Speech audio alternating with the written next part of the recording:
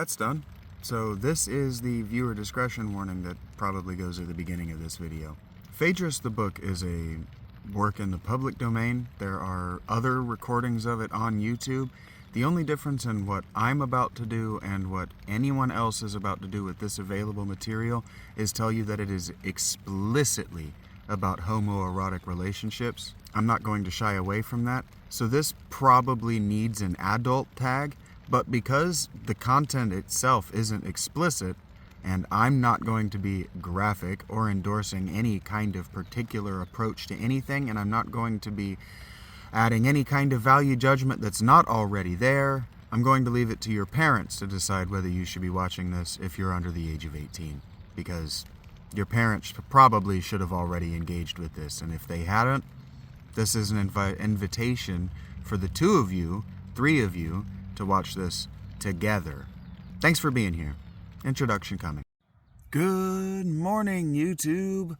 I am Shaggy. I am Phil Aletea. I am awake with the dawn, and that means that it is time for the Something to Do About Nothing podcast.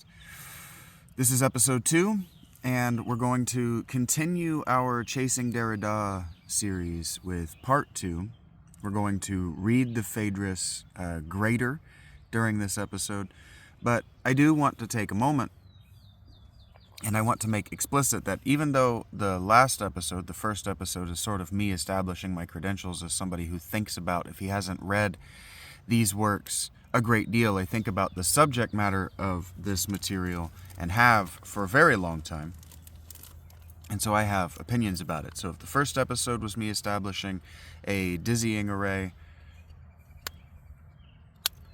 of my credentials as somebody who thinks deeply about these subjects and cares deeply about Socrates, this episode can be and function as a primer to what we're going to be talking about, because Jacques Derrida is a 20th century philosopher who was writing commentaries on Plato. Especially, we're going to read an essay by Jacques Derrida about the Phaedrus and how even all the way up until the 1990s, people were not reading Plato correctly, and they're still not reading Plato correctly. And we're going to approach the Phaedrus from a wildly different perspective than most philosophers. Most philosophers, whether academic or otherwise, when they're reading Plato, they're reading Plato for the philosophical tractates that they expect to be there because of having read people like Descartes and Kant. That's not what Plato is doing. Plato is writing dialogues, which are effectively the dialogue of a play. So he has the characters announce where they are and describe their setting, and then they just talk like people would do in a conversation. Some of his dialogues are more complex than others. The Symposium is one that's very complex, and it's on the same subject as the Phaedrus, love. In our language, we just call it love. But in their language, they called it eros. In the Greek language that Plato is speaking in, I started to say Attic and Athens all at the same time, and I didn't need either of those words. The Greek language that Plato is speaking in is called Attic, I believe. I could be wrong about that. It doesn't matter. But the Greek language that he's speaking in, he's going to talk about it in this, has, they have words for identifying whether a name, a person, is someone that you know, someone that everyone knows, or someone that's theorized.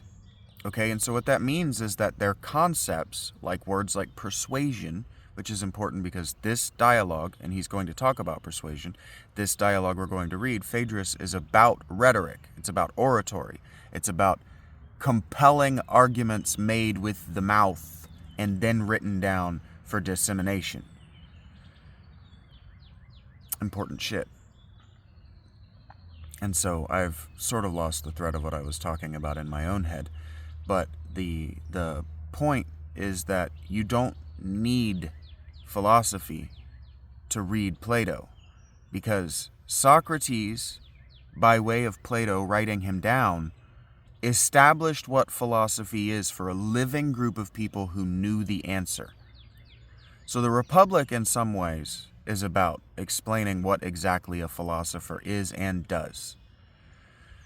Phaedrus is not, because Socrates is living like a philosopher for a much younger man who is sexually infatuated intellectually with a man between them in ages. This is relevant because in Republic, to Glaucon, another young intellectual with lots of energy and enthusiasm for philosophy, Plato explains that if you have two pails that mark out what you know, a pail is a boundary stick. You have a pail. You have a stick that marks out what you know. Stick 1 is what you cannot know. It's your ignorance. Stick 2 is what you know for certain. It's your science. It's your knowledge. It's what you know to be certain. The gap in between there is your ignorance. And then they actually go through and they divide up your ignorance into different stages that go from, not your ignorance, your naivete. It's what you think you know. And so Plato and other people call it opinion or belief. But the Greek word opinion or belief can mean both things. So I call it your naivete, because that only means one thing.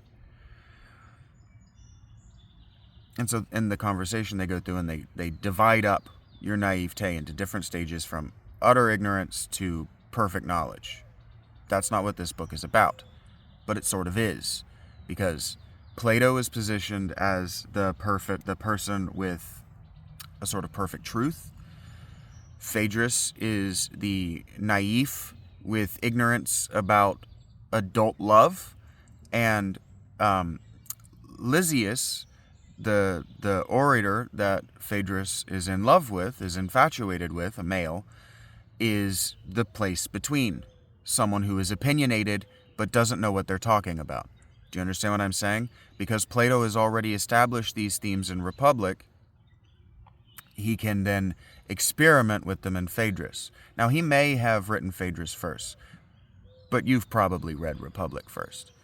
And so anyway, if you really want to understand who Socrates is, what I'm not going to do is spend I'm at 6 minutes. I'm not going to spend another 3 minutes doing a biography of Socrates. We're going to read this book, and then I'm going to explain to you who Socrates is as it's relevant, and maybe even, this is a very funny book, so I might actually have to explain the jokes to you as we go along and why they're very funny, because I listened to this last night, and it made me laugh out loud many times. It's very funny.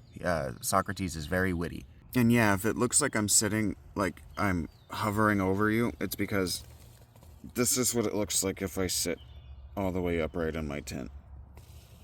So I gotta sink way down, and I have terrible posture, and that means I just gotta sink down into my knees. Okay, now that we're at 7 minutes, because I anticipate this reading being about 2 hours, and I anticipate being not able to do the whole thing in one run, I think what I'm gonna do is I'm gonna break it up into 3 sections, because there are 3 distinct sections of this dialogue. And we've gone through this in the analysis, but I'm going to break it down for you and how I'm probably going to pursue recording this.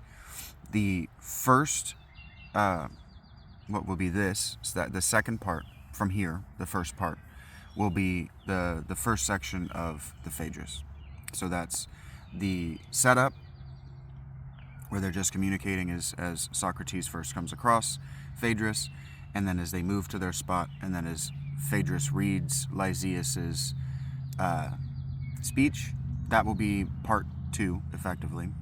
Part 3 will be Socrates' response speech, which is a palinode, and so we're going to talk about what a palinode is in depth there, and how this book influenced early Christianity. And then that will be episode 3, sequentially from the first episode that we've already done. And then episode 4 is going to be the speech that Socrates makes when he finally breaks down under Phaedrus's pressure and genuinely says what he believes, tries to give the young Phaedrus guidance.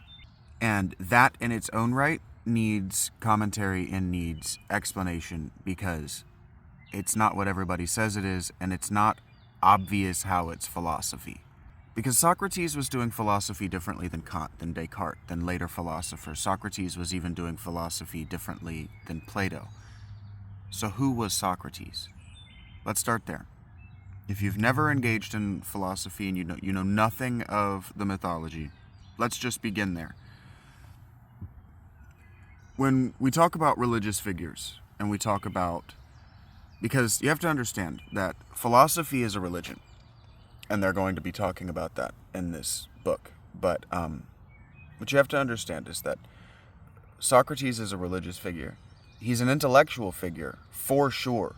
But Socrates was a religious man. He wasn't doing the things he was doing out of white lab coat science. He was dirty, he was old, he was disheveled, he was poor, his children and his wife were hungry. Okay? He was doing the things that he did out of principle and language before the 20th century was explicitly religious. So let's skip to the end of who Socrates was. Socrates is maybe the most famous political murder victim of all time. It's that simple. Socrates was voted illegal that he continue to be alive in Athens and then refused to leave the city of Athens, and so he was required to drink hemlock tea, which is a poison, and he died.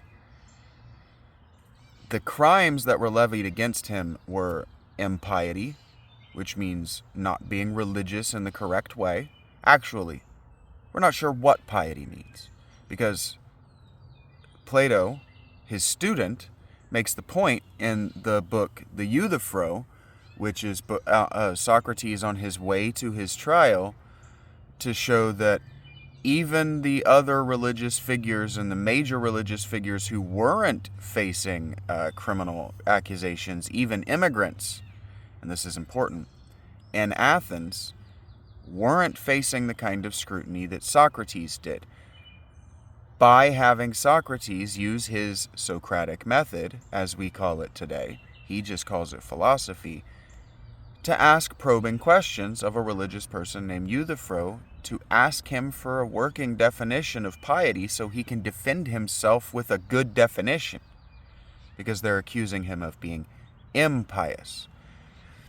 This book, Phaedrus, is about dualities. It's about interlinked dualities. It's about helical structure, okay? How do I know that? One of the things that we're going to be doing with this series, it's called Chasing Derrida for a reason. Derrida stumbled upon or figured out or noticed or published or talked about enough that his name is associated with deconstructionism.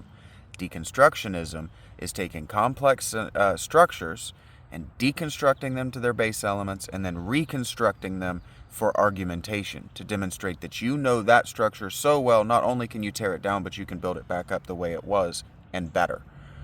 Here's something you need to know about me. Before 8th grade, I got really good at taking VCRs and inkjet printers apart to their base components and putting them back together. So I arrived at intellectual deconstructionism without knowing about Derrida, or that deconstructionism existed, until about 2 months ago. So I haven't actually read Derrida. That's important that you know that.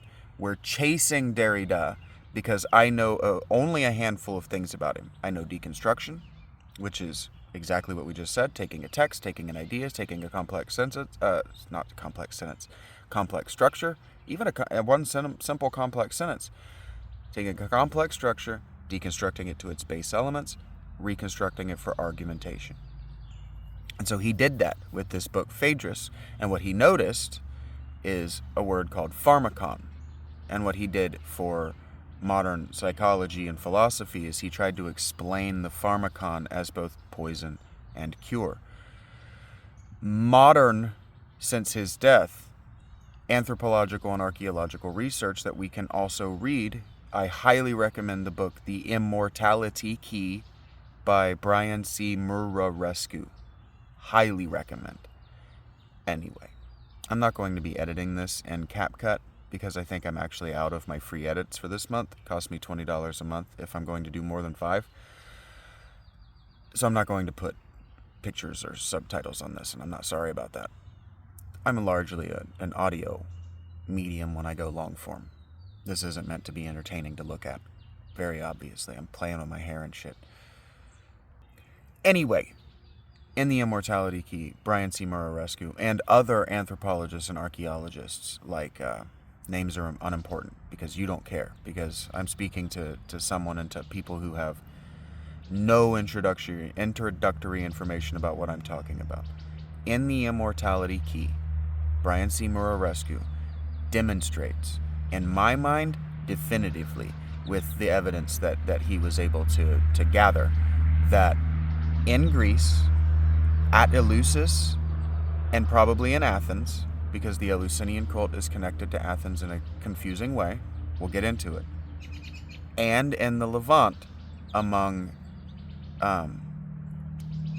Hellenistic Jews, psychedelic compounds like LSA, available through ergot, and cannabis were readily used in religious ceremonies.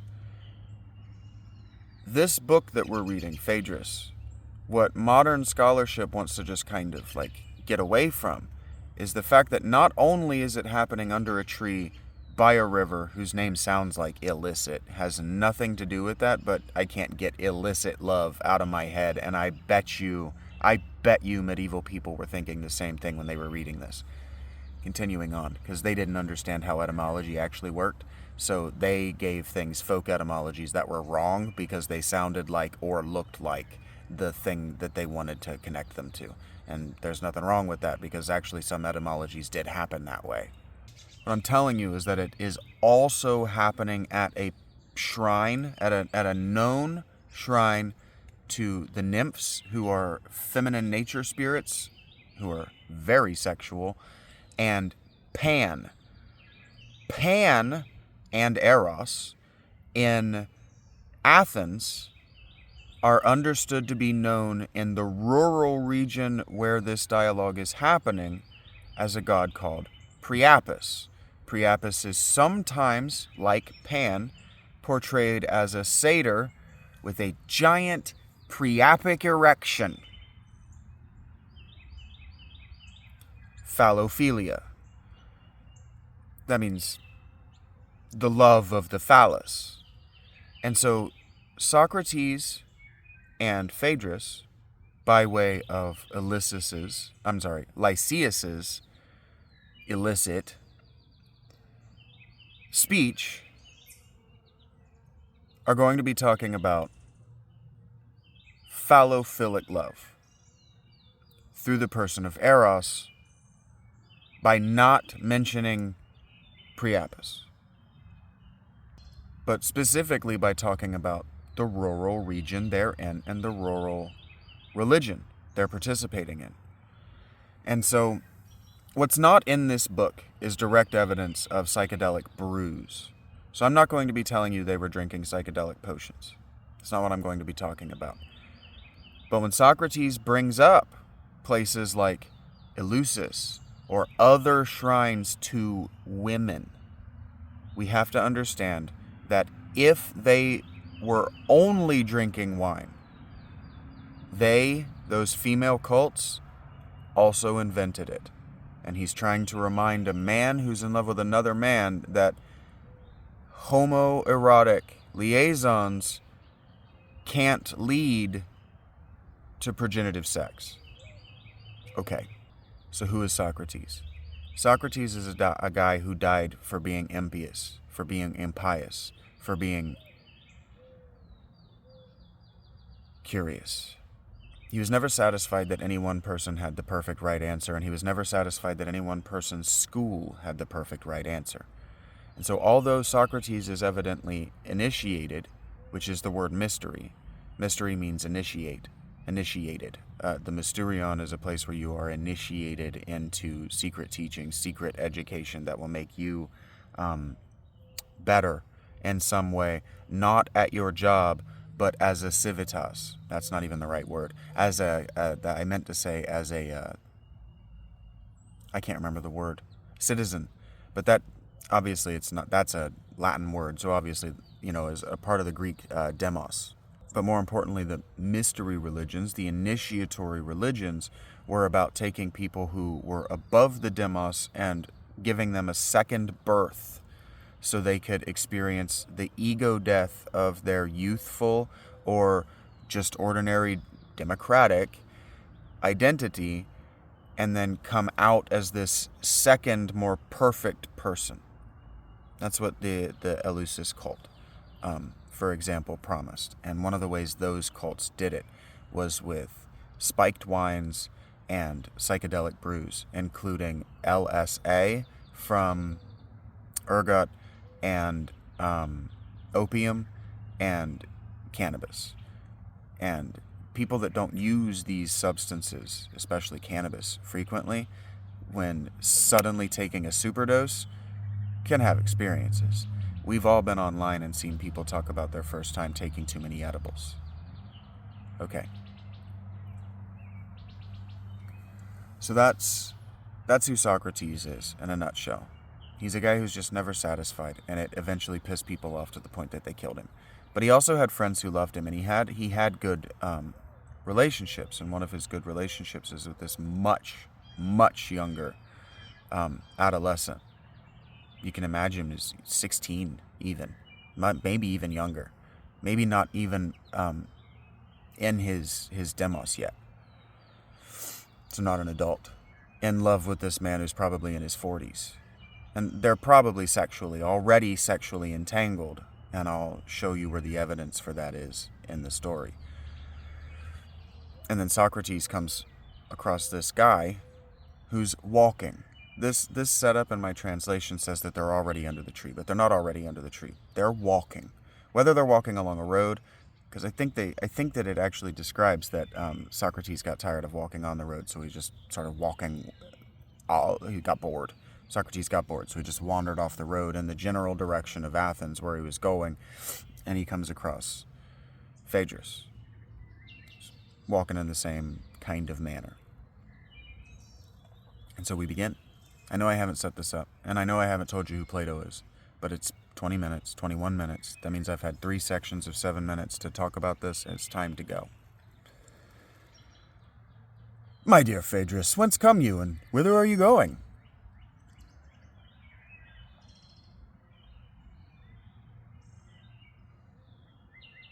Weird. Okay, sorry. This translation is strange. So it gives a little bit of stage direction, but it put the stage direction with Phaedrus's dialogue. So I've already told you the stage direction, but this is what Plato wrote for stage direction. Phaedrus, who has just left Lysias, the orator, is about to take a walk in the country when he meets Socrates. I've come from Lysias, the son of Cephalus, and I'm going to take a walk outside the wall, for I have been sitting with him the whole morning. And our common friend Acumenus tells me that it is much more refreshing to walk in the open air than to be shut up in a cloister. There he is right. Lysias, then, I suppose, was in the town? Yes, he was staying with Epicrates, here at the house of Mauricus, that house which is near the temple of Olympian Zeus. And how did he entertain you? Can I be wrong in supposing that Lysias gave you a feast of discourse? You shall hear if you can spare time to accompany me. And should I not deem the conversation of you and Lysias a thing of higher import, as I may say in the words of Pindar, than any business? Will you go on, and will you go on with the narration? The theme of Lysias was a paradox about love. Okay, so Socrates is wandering, finds this youth. The youth is clearly in his feelings about this orator, Lysias. They name drop some people to establish to one another that they have the same, what's that called? Cultural background, right? They're reading the same people, listening to the same people talk in public, right? And then this is actually funny because what Socrates says is that the only thing on his mind now is listening to Phaedrus talk about Lysias, which is just an outright lie. It's just he's being ironic, and he's not being sarcastic about it. He's actually painting it up in beautiful flowery words so that even though you know he's full of shit, you don't feel bad about it. And so that's, will you go on, means like keep walking, don't hang out with me, don't talk to me. And so like the modern go on or go off, like that comes from this book and from that idiom. It's got that many legs. It's had that, this story is that good enough that the legs of the idiom in it are that long and have carried for that long. Phaedrus continues, my tale, Socrates, is one of your sort. For love, eros, and that's lowercase, the subject of eros, was the theme which occupied us, love after a fashion. Lysias has been writing about a fair youth who was being tempted, but not by a lover, and this was the point. He ingeniously proved that the non-lover should be accepted rather than the lover. Okay, let's pause here for a moment. The philos or aphilos. And so I told you that this book is about dualities. It's about concepts that are linked by their necessary opposites. Okay? And so if there's a lover, if there's philo, if there's the verb philo, then there's also the opposite of philo. That's not hate. It's just not love. Right? And so what they didn't do is make up opposites like we do, where they search for words they already had. They just put a negation before the word to create its opposite. And that's important as we continue. And you'll understand why. I'm being mysterious and cryptic on purpose. This is going to get long. Socrates continues. Socrates then interjects. Oh, that is noble of him. I wish that he would say the poor man rather than the rich, and the old man rather than the young one. Then he would meet the case of me and of many a man. His words would be quite refreshing, and he would be a public benefactor. For my part, I do so long to hear his speech, that if you would walk all the way to Megara, and when you have reached the wall, come back, as Herodotus recommends, without going in, I will keep you company.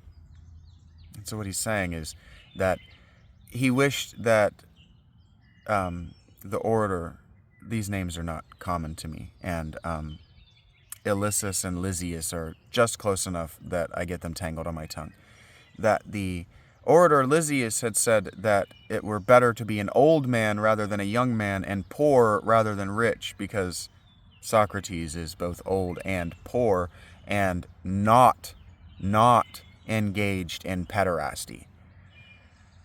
Phaedrus then asks, because what Socrates just said is a joke at Phaedrus's expense, because you have to understand that the subtext here is that Phaedrus is upset about a speech that a man he's in love with just gave, and Socrates is rolling his eyes because that speech is about Phaedrus himself.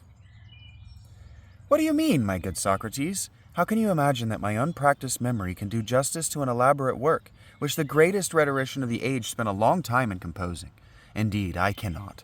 I would give a great deal if I could.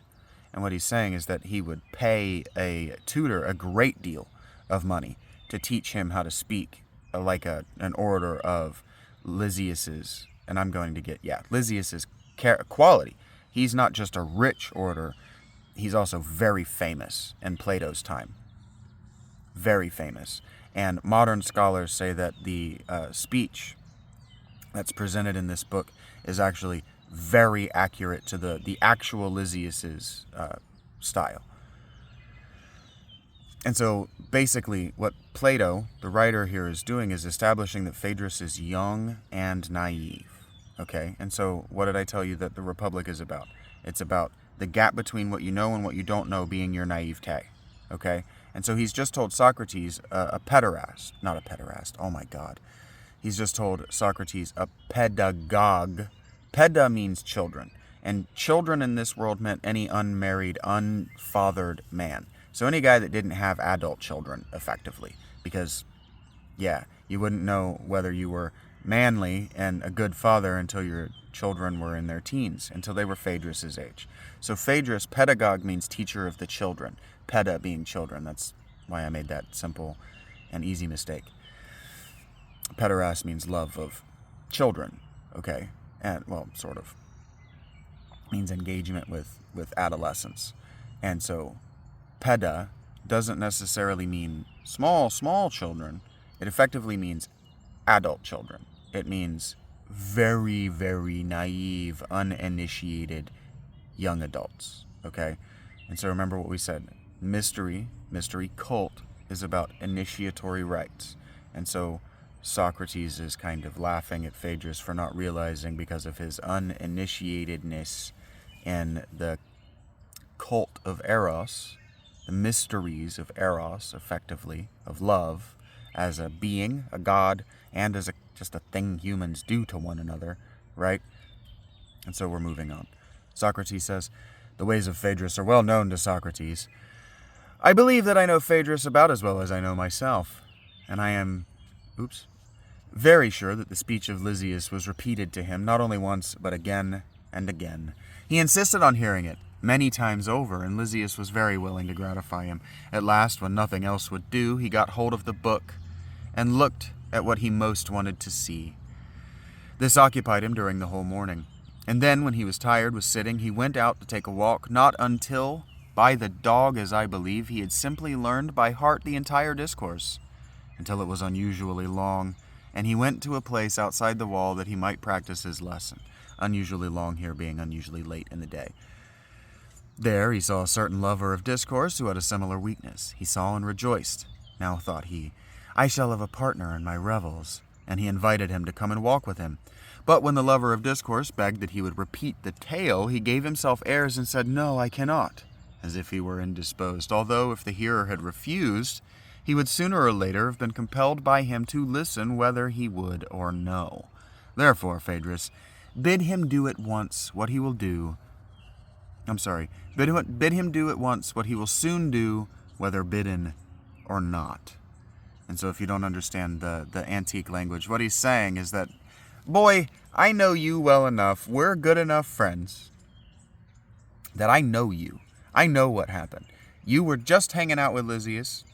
You stole the book from him. You read it until you memorized it. You realized that you were hanging out in his place way too late in the day, and so you left, and then instead of going where you were supposed to be because you would be late and people would know where you are, you're hanging out here out here in the middle of nowhere, going God knows where. And since I'm now walking with you and you asked me to walk and talk with you, just tell me the story. Because if I get going on what I want to talk about, you're going to just talk about this the whole time anyway. So whether I bid you to or not, just do what you're going to do. It's very funny. Phaedrus says, I see that you not let me off until I speak in some fashion or other, verily or truthfully. Therefore, my best plan is to speak as I best can. A very true remark, that of yours. I will do as I say, but believe me, Socrates, I did not learn the very words. Oh, no. Nevertheless, I have a general notion of what he said, and will give you a summary of the points in which the lover differed from the non-lover. Let me begin at the beginning. Who observes that he has got the roll hidden under his cloak? Yes, my sweet one, but you must first of all show what you have in your left hand under your cloak, for that roll, as I suspect, is the actual discourse. Now, much as I love you, I would not have you suppose that I am going to have your memory exercised at my expense if you have Lysias himself here. Enough!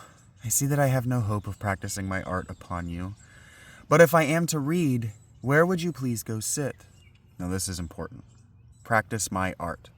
Remember, the subtext here is something that Plato's audience immediately understands. This is a young man in love with a much older man who wants to practice the art of seduction on Socrates. Socrates knows him well enough, is not interested, and cuts right to the just talk about the guy you're actually wanting to talk about. And you know what? Just read from the book. Just read the book. I know you stole it. I can see it. Just do it. Stop being embarrassed. And so what we have to understand is that this boy Phaedrus, is going to read like modern boys, like a teenage girl. Socrates says, let us turn aside and go by the Ilissus. If we sit down at some quiet spot, or we will sit down at some quiet spot. I am fortunate in not having my sandals, as you never have any. I think that we may go along the brook and cool our feet in the water. This will be the easiest way, and at midday and in the summer is far from being unpleasant. Lead on, and look out for a place in which we can sit down. Do you see that tallest plane tree in the distance? See, the stage direction from the translator at the beginning of the book says they're already at the tree, but they're walking out in this broad Greek plain. They know there's a river over there. They both anticipate it. You can see the tree first. The tree's probably the only tree for miles, right? That kind of situation. And there's a reason for that related to religion. If you think about the Druids, right, and keeping their trees sacred within groves of trees, well, Maybe they cut down all of the trees but this one tree, and then they made that one tree sacred, and so now there are places in the UK, for example, where they've done this. They're trying to keep this one tree alive. Do you see that tallest plane tree in the distance? Now it's tallest, so there are other trees around, but you understand my point. This isn't a forest. Yes. There is shade and gentle breezes and grass on which we may either sit or lie down, and it is nice. It is nice to go sit and lean against a tree. Move forward. On the way to the Ilyssus, Phaedrus asked the... On the way to the Ilyssus, Phaedrus asked the opinion of Socrates respecting the truth of local legend. I should like to know, Socrates, whether the place is not somewhere here at which Boreas is said to have carried off Erythia from the banks of the Ilyssus. Now, we don't need to know this story, but we can think of the story of Persephone and Hades, because it might be this story. Persephone was carried off and taken into the underworld by Hades at the bank of a river. And so they're going to talk about the Eleusinian cult, and that is what the Eleusinian cult is about. It's about Persephone. Such is the tradition. And is this the exact spot? The little stream is delightfully clear and bright. I can fancy that there might be maidens playing near. Maidens are virgin women. Well, virgin young adult women. I believe that the spot is not exactly here, but about a quarter of a mile lower down, where you cross to the temple of Artemis, and there is, I think, some sort of an altar to Boreas at the place. Boreas, I think, actually means north. I've never noticed it, but I beseech you to tell me, Socrates, do you believe this tale?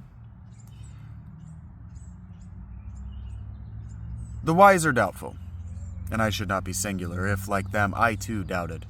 I might have a rational explanation that Erythia was playing with Pharmacia when a northern gust carried her over the neighboring rocks, and this being the manner of her death, she was said to have been carried away by Boreas. Now, we have the basic outline of this myth. I don't know this myth. You don't need to know this myth for our discussion, because Derrida is going to explain this myth, because Pharmacia is drugs. I mean, you know what pharmacy is.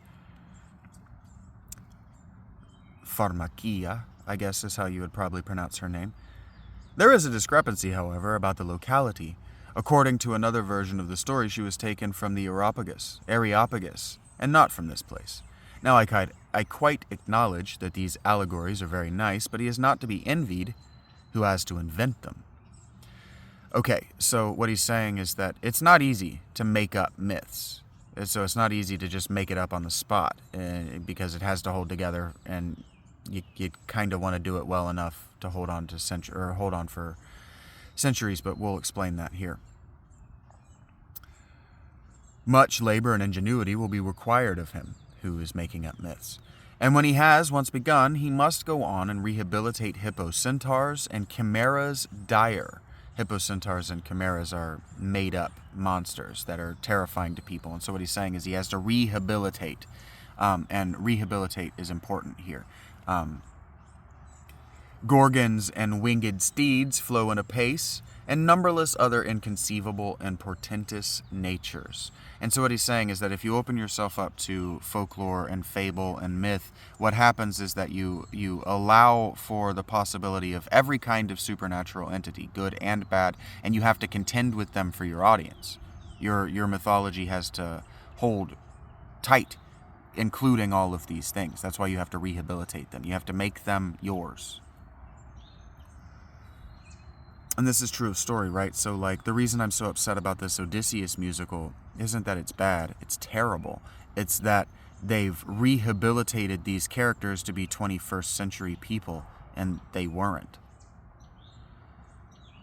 And if he is skeptical, the myth writer, about them, the monsters that he's incorporating into his myths, and would fain reduce them one after another to the rules of probability, this sort of crude philosophy will take up a great deal of time. Look at alternate history. Now I have no leisure for such inquiries. Shall I tell you why? I must first know myself. Now, you can parse that out syntactically. I can first know myself. He could be saying, I must first know me, or I must first know experientially. I first must know myself, as the Delphian inscription says, to be curious about that, which is not my concern while I am still in ignorance of my own self, would be ridiculous. And therefore I bid farewell to all this. The common opinion is enough for me. For as I was saying, I want to know not about this, but about myself.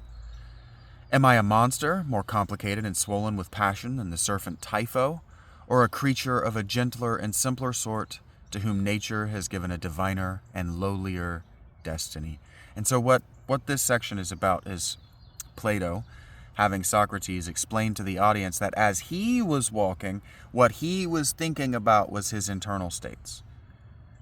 Is the man Socrates? Is everything he does destined for chaos? Like Typho? Am I only going to hurt people? Typho is also Leviathan from the biblical canon. Same kind of entity. It's just chaos, right? Or is he some sort of gentler and simpler sort of thing? Not chaos, not ultimate complexity that ultimately leads to infinite entropy and destruction. Am I something with a divine, more divine nature than Typhon? Not Titanic, but of a lower destination than Typhon, because Typhon might just be the abstraction of entropy, cosmic entropy, like Cthulhu. It might just be a cosmic abstraction of big, scary ideas. You have to rehabilitate a monster every time you introduce it into your conversation. So what he's saying is that the Typhon he means isn't the Typhon of whatever myth, the Titanomachy, for example, Titanomachy. It's his sort of metaphorical Typhon. This is important as we move forward. But let me ask you, friend, have we not reached the plane tree to which you were conducting us? Yes, this is the tree. Now, it's important that you know that Socrates is a city dweller and very rarely goes out into the country for this next section. By Here, a fair resting place, full of summer sounds and scents. Here is the lofty and spreading plane tree, and the Agnes casting high and clustering in the fullest blossom and the greatest fragrance, and the stream which flows beneath the plane tree is deliciously cold to the feet. Judging from the ornaments and images, this must be a spot sacred to Achelous and the nymphs. Already a spot that he's looking at and he's saying, oh, yep, I see shrines, I see old candles, I see old incense, I see somebody forgot their bong, that sort of thing. How delightful in the breeze. So very sweet. And there is a sound in the air, shrill and summer-like, which makes answer to the chorus of the cicadae. But the greatest charm of all is the grass, like a pillow gently sloping to the head. My dear Phaedrus, you have been an admirable guide. What an incomprehensible being you are, Socrates. When you are in the country, as you say, you really are like some stranger who is led about by a guide. Do you ever cross the border? I rather think that you never venture even outside the gates. I was a lover of knowledge and of mankind, and he, Socrates is saying, I am a lover of knowledge and of mankind, and therefore can only be drawn out of the city by the help of a book. Very true. That means that some book suggested that he come and see this hillside or something like that. Very true, my good friend, and I hope... Oh, I think that was actually stage direction by the editor. I need to pay more attention to that. I hate that, and I'm sorry it makes me pause like that. Very true, my good friend, and I hope that you will excuse me when you hear the reason, which is that I am a lover of knowledge, and the men who dwell in the city are my teachers, and not the trees or the country, though I do indeed believe that you have found a spell with which to draw me out of the city into the country like a hungry cow before whom a bough or a bunch of fruit is waved. And now this is important, actually. Cross-mythologically, this is important because in Republic and throughout his work, Socrates is critical of the poet Homer, okay? He's actually going to make a hilarious joke about Homer in this book. But what he's just done, whether the philosopher knows it or not, whether anybody else will tell you this is the case or not, he's just made a reference to Hesiod and the Works and Days, maybe even the Theogony, when Hesiod says that he got all of his information from women of the woods and effectively druids from our conception in the late Bronze Age, that he got his information from women, but what does he care about all those rocks and trees? That's what Hesiod says, and I think it's actually in Theogony, but it might be in Works and Days. The point is that Socrates says here that he's a lover of knowledge, and that the men who dwell in the cities are his teacher and not the trees or the country. He just said effectively to Phaedrus, I'm a lover of the knowledge of men, not the lover of men's bodies. So what do all these trees and rocks mean to me? He just referenced Hesiod. That's a big deal. It's a big deal because he's effectively talking about the Theogony throughout this book. Continuing on. Though I do indeed believe that you have found a spell with which to draw me out of the city into the country like a hungry cow before whom a bough or a bunch of fruit is waved. For only hold up before me in like manner a book or a scroll, and you may lead me all around Attica and over the wide world. And there I was right. And now having arrived, I intend to lie down, and do you choose any posture in which you can best read? Begin. The non-lover should be preferred to the lover. This is our first speech, and after we conclude this in the commentary on this, and they move into the next part, we'll conclude and we'll start part 2. Or maybe I won't. This isn't going as long as I thought it was. I'll just go until I'm tired. How do you feel about that? You don't get a choice. The non-lover, Phaedrus says, reading now from Lysias, should be preferred to the lover, because he is more his own master, less exacting, more likely to keep another's secrets, less fickle, less suspected, less jealous, less exclusive. And there are more of them. The non-lover will improve. The lover will spoil the object of his affections. The non-lover is the firmer friend. He is less of a beggar and more of a giver. His love is more lasting and is never censured. Listen. You know how matters stand with me, and how, as I conceive, this affair may be arranged for the advantage of both of us. And I maintain that I ought not to fail in my suit, because I am not your lover. For lovers repent of the kindnesses which they have shown when their passion ceases.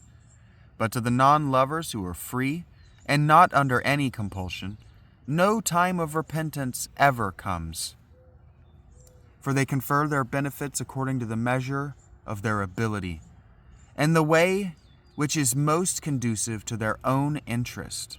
Then again, lovers consider how, by reason of their love, they have neglected their own concerns and rendered service to others. And when to these benefits conferred, they add on the troubles which they have endured, they think that they have long ago made to the beloved a very ample return, and the non-lover has no such tormenting recollections. He has never neglected his affairs or quarreled with his relations. He has no troubles to add up or excuses to invent. And being well rid of all these evils, why should he not freely do what will gratify the beloved? If you say that the lover is more to be esteemed because his love is thought to be greater. For he is willing to say and do what is hateful to other men in order to please his beloved. That, if true, is only a proof that he will prefer any future love to his present and will injure his old love at the pleasure of the new. Can we pause here for a moment? And do you think any of this is wrong? Can you think of somebody who was more interested in being loved or being seen as having a significant other? Can you think of anybody who ever mistreated you in the bedroom or did something that you didn't really think was appropriate for your relationship? This is what he's talking about. This is what Lysias is saying. His argument is that people who consider them lovers will debase the person that they claim to love, whereas non-lovers will just enjoy their presence, effectively. That, if true, is only a proof that he will prefer any future love to his present and will injure his old love at the pleasure of the new. And how, in a matter of such infinite importance, can a man be right in trusting himself to one who is afflicted with a malady which no experienced person would attempt to cure, For the patient himself admits that he is not in his right mind and acknowledges that he is wrong in his mind, but says that he is unable to control himself. We're going to cut in here.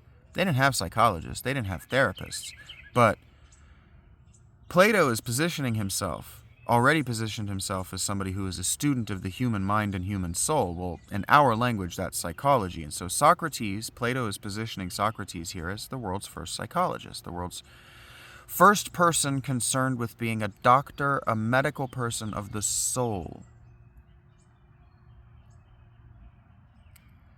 And so Lysias continues.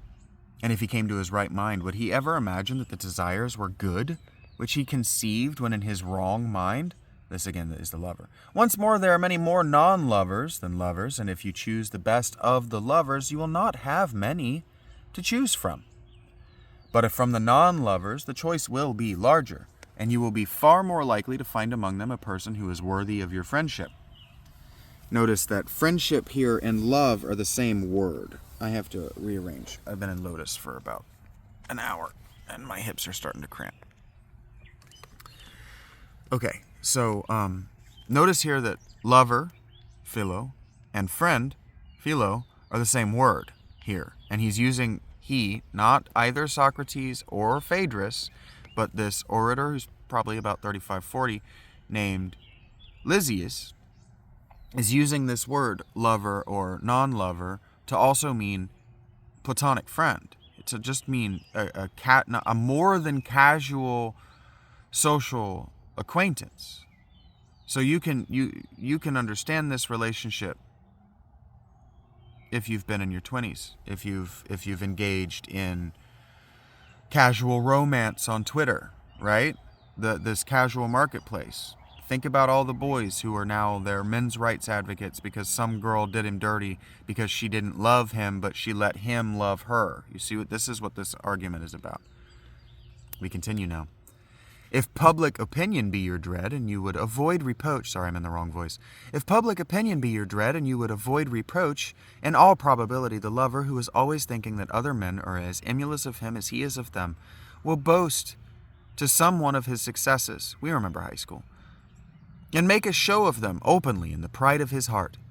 He wants others to know that his labor has not been lost, but the non-lover is more his own master and is desirous of solid good, and not of the opinion of mankind. Again, the lover may be generally noted or seen following the beloved. This is his regular occupation. And whenever they are observed to exchange two words, they are supposed to meet about some affair of love, either past or in contemplation. But when non-lovers meet, no one asks the reason why, because people know that talking to another is natural, whether friendship or mere pleasure by the motive. I think about this a lot. Like, just imagine the situation. Me, homeless, looking like I do, living where I do. If somebody were to offer me a ride home, like say it's raining, or like in the winter, say it was cold, somebody were to offer me a ride home, they would want no one to see them communicating that to me. Now just imagine if they were giving me a ride to their home. That's what Lysias is talking about right now.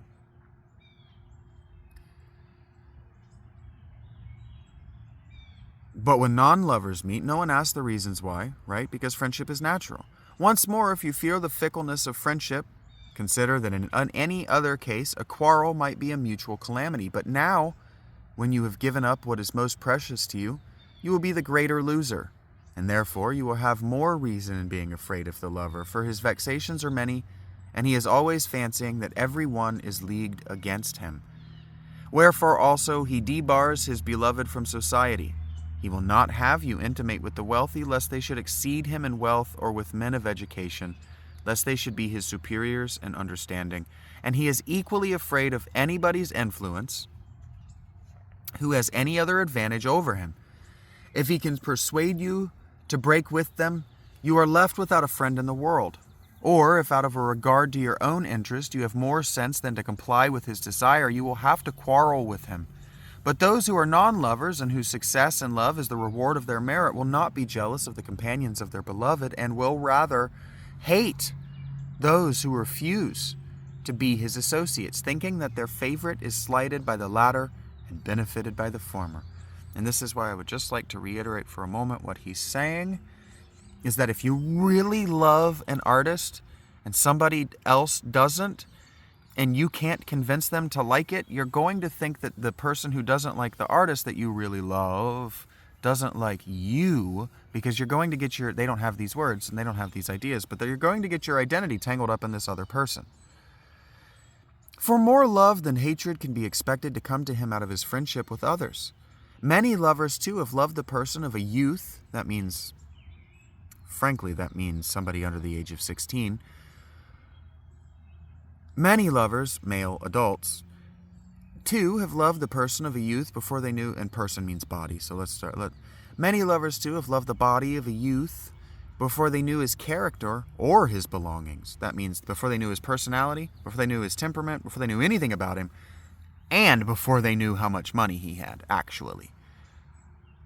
So that when their passion is passed away, there is no knowing whether they will continue to be his friends. Whereas, in the case of non-lovers who were always friends, the friendship is not lessened by the favors granted.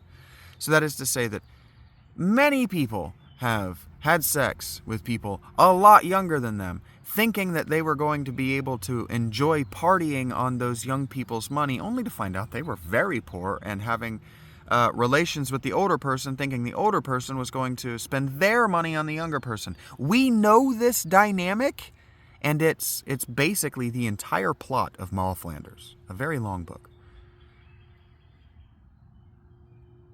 And so basically, between mutual friends, if like one friend doesn't have money for lunch this week, the other friend isn't going to be annoyed to buy it, and the friend who is being bought for isn't going to feel like he's benefiting from the friendship and any kind of favor. It's just the friendship paying for lunch. That's just what you do in a mutual friendship before Aristotle wrote the rules, because that's important.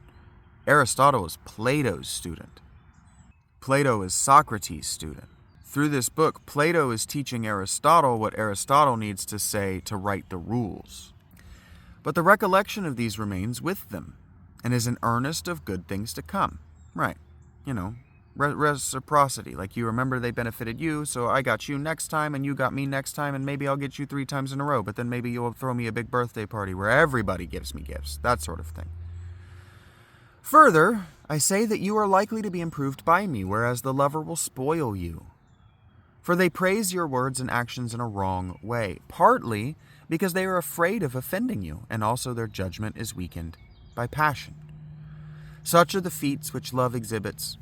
He makes things painful to the disappointed, which give no pain to others. He compels the successful lover to praise what ought not to give him pleasure, and therefore the beloved is to be pitied rather than envied. We're not going to break apart what praising what not ought to be pleasured means, but we know. We're adults. But if you listen to me in the first place, I, in my intercourse with you, shall not merely regard present enjoyment, but also future advantage, being not mastered by love, but by my own master, Being not mastered by love, but my own master. He doesn't define his own master there. Nor for small causes taking violent dislikes, but even when the cause is great, slowly laying up little wrath. Unintentional offenses I shall forgive, and intentional ones I shall try to prevent. And these are the marks of a friendship which will last. Do you think that a lover only can be a firm friend? Reflect.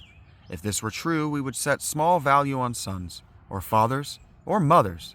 Nor should we ever have loyal friends.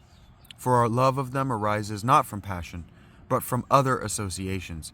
Further, if we ought to show favors on those who are the most eager suitors, on that principle we ought always to do good, not to the most virtuous, but to the most needy. Now, we've all tried to date someone outside of our class, whether above or below, and we all know what people who are attractive are used to, and that's getting lots of gifts thrown at them. And so what he's saying is that if you're going to chase somebody for a lasting relationship, it makes more sense to chase somebody who is needing of a lasting relationship than somebody who has an infinite number of suitors. That's whether you're homosexual or otherwise. Lesbians I mean, we all know about, like, straight, like, people who like to turn, right? Like, homosexuals who like to turn straights gay, or at least for a single night. That's what this conversation is about. Let's be adult.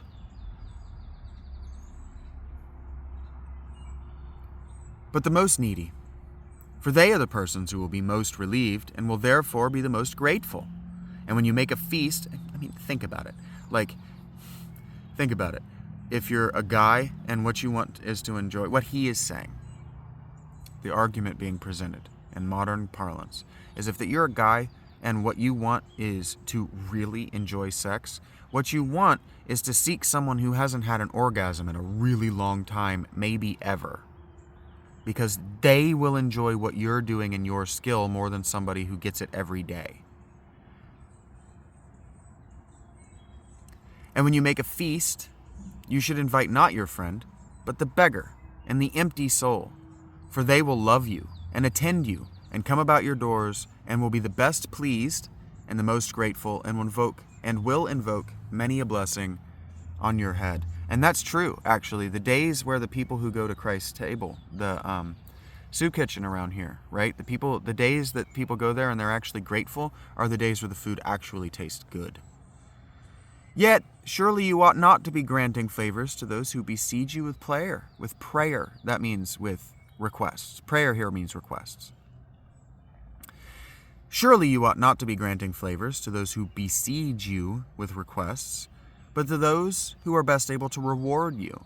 And so, yeah, like yesterday, letting myself get distracted in the comments on YouTube was because I was literally done with my workday and standing in a Taco Bell while they forgot my order. I'm not mad about it. They gave me like $20 in free tacos. The point is more that I didn't make a big deal about it. That's why they gave me so much in free tacos. And I'm needy, so I appreciate it more, right? I appreciate that they were busy, even if they needed a break and they just lost my thing because they saw my name and that I got the same thing twice because it was raining and I didn't want to leave, so I just bought a second sandwich to have a justification to stand there and wait. And so I only got up and like, hey, I'm waiting on a sandwich when it stopped raining. And so they knew what was up and they didn't even need to apologize, right? It wasn't a big deal. But that's my point. They were needy of my laissez-faire. And so because of my laissez-faire, they reciprocated in greater kind than they would have if I had done the normal customer thing and been an absolute dickhead that they wasted so much of my time. And they kind of did. I was kind of agitated about it, but it didn't matter. Ultimately, it didn't matter. Like I was standing in line in Dollar Tree the other day. This is love. This is just being a lover of people in the non-lover way that Lysias is talking about, and I agree with him in many ways. It's important that Plato does too in many of these ways, because this is common sense. And if we're going to talk about the primer to Socrates, what we have to do is we have to talk about the social and intellectual milieu of Athens. And the way we can do that is we can show that the social intellectual milieu of Athens isn't all that different from the social and intellectual milieu of the internet, because humans aren't that different across time and space. These people were homosexual. We're omnisexual. But in large part, we're omnisexual. I watched the argumentation happen. I watched the terrible rhetoric happen. And the terrible rhetoric was so bad because everybody already knew this book. Everybody that was involved in the conversation already knew this book. They already knew the subtext. They already knew the context. If they hadn't read it, they already knew the arguments. Because you really just can't get a university education without engaging with these, because this is the foundation of the Western intellectual tradition. Socrates didn't establish it. The pre-Socratics established it. They were the philosophers. All Socrates did is explain the philosophic method, which we call the Socratic method. And so it's important that we're talking about this philosophic and the Socratic method at this point, because what we're getting right here is the method of Lysias, and by contrary, when he sets himself up as contra, the method of Athens. We're getting these methods of how people approached intellectualism, how they approached society, how they approached friendship, and most important, how they approached being naked with one another. Who got to be on top mattered.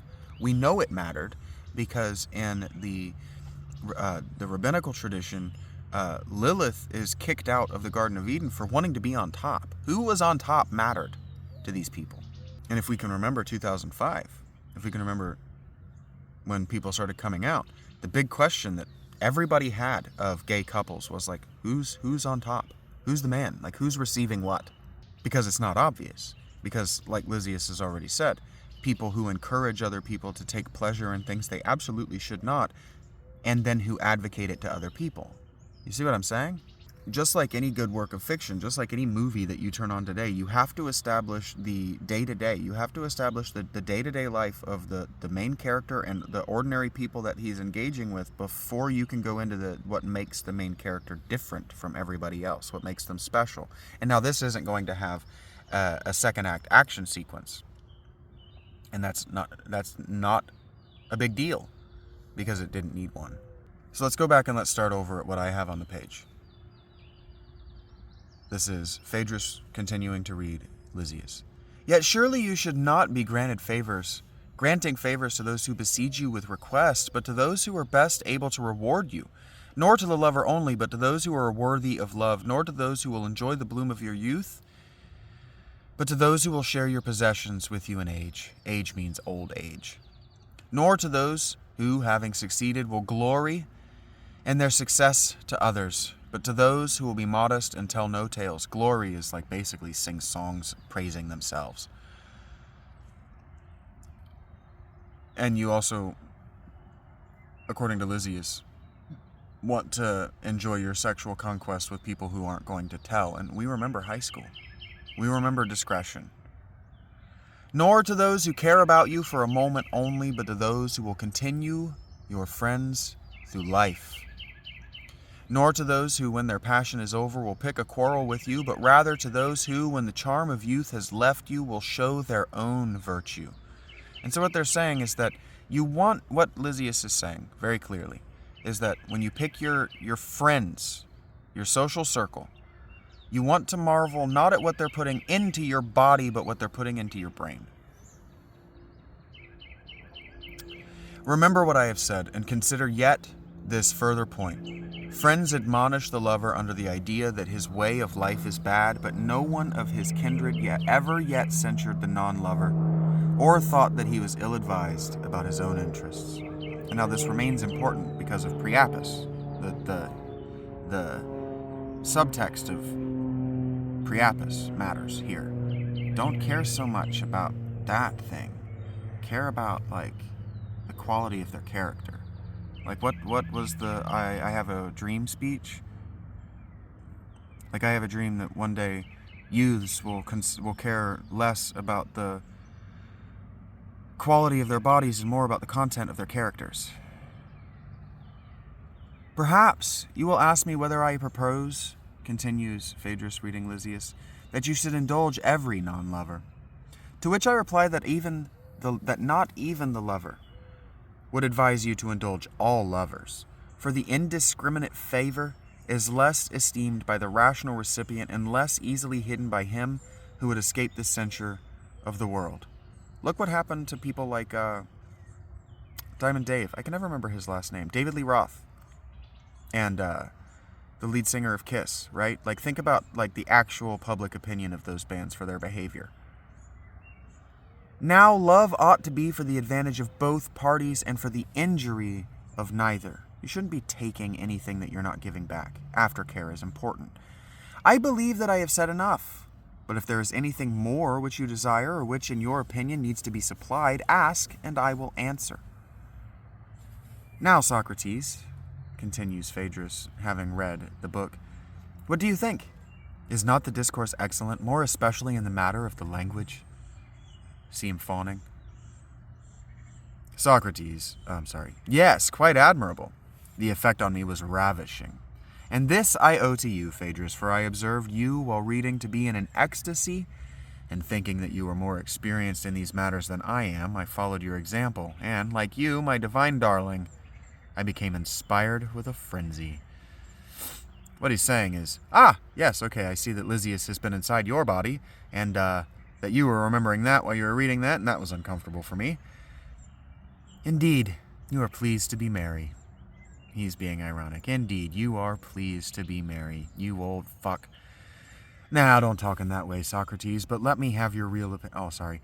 Do you mean that I am not in earnest? Is what he asks. And then Phaedrus says, Now don't talk in that way, Socrates, but let me have your real opinion. I adjure you by Zeus, the god of friendship, to tell me whether you think that any Hellene could have said more or spoken better on the same subject. The idea here, if you think back to what we were just talking about, is that there was a temple to a particular Zeus in the city that these two men were just leaving, or the town they were just leaving. The implication here is that Lysias gave this fucking speech in the temple of Zeus. Now, imagine Jesus hearing a speech like that given in the temple to the unnameable god. Well, but you and I are expected to praise the sentiments of the author, Socrates says. Or only the... But you and I... Yeah. Or only the clearness and roundness and finish and tournure, I don't know that word, turner of the language. As to the first, I will willingly submit to your better judgment, for I am not worthy to form an opinion, having only attended to the rhetorical manner, and I was doubting whether this could have been defended even by Lysias himself, how good the rhetoric was. I thought, though I speak under correction, that he repeated himself 2 or 3 times, either from want of words or from want of pains, and also he appeared to me ostentatiously to exult in showing how well he could say the same thing in 2 or 3 ways. He's being dismissive. He's saying that the rhetoric was even not particularly good because he only really said the one thing and he just said it in a bunch of different... He used the same example and circled around it a bunch of times. Who do you know who also does oration and rhetoric like that? My 3-minute videos, my shorts, are actually very good public rhetoric. Even though I'm intentionally being shaggy in my approach. Shaggy dog. I'm not trying to get there in a hurry. Phaedrus then says, Nonsense, Socrates. What you call repetition was the special merit of the speech. For he omitted no topic of which the subject rightly allowed, and I do not think that anyone could have spoken better or more exhaustively. There, I cannot go along with you. Ancient sages, men and women who have spoken and written of these things would rise up in judgment against me, if out of complacence I assented to you on that. What he's saying here, and using ancient sages is not irrelevant because that word will become magi and will come to reference the Zoroastrian magus, but it doesn't right now. Sages means people of intense knowledge before writing. And so if you think about what the claims made of the Druids in their education system, we can say that the sages were effectively that kind of thing, but in Greece. We have no evidence of it, but we have to just assume that the sages are kind of shamans or druids and that kind of thing. That kind of Bronze Age or Stone Age context. Because we just don't know. And this is how we know that we don't know. Because Phaedrus, a youth in Socrates' life and a person uninitiated in the wisdom and the education that women have in this time, responds in this way. Who are they? And where did you hear anything better than this?